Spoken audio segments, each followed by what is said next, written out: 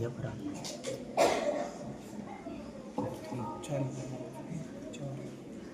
أعوذ بالله من الشيطان الرجيم.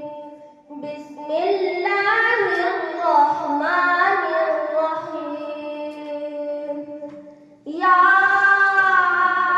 أيها النبي قل لأزواجك وبناتك ونساء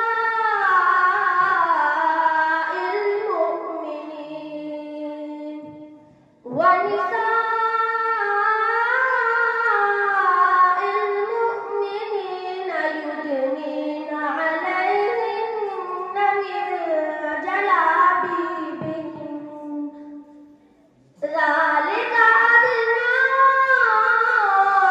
أن يعرفن فلا يؤذين وكان الله غفورا رحيما.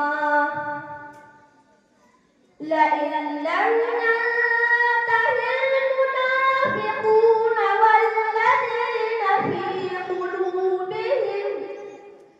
في قلوبهم مرض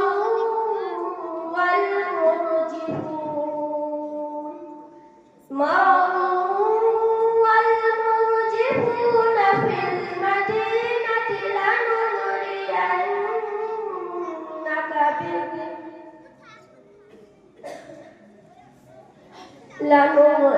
لنغرينك بهم ثم لا يجاورونك فيها إلا قليلا ملعونين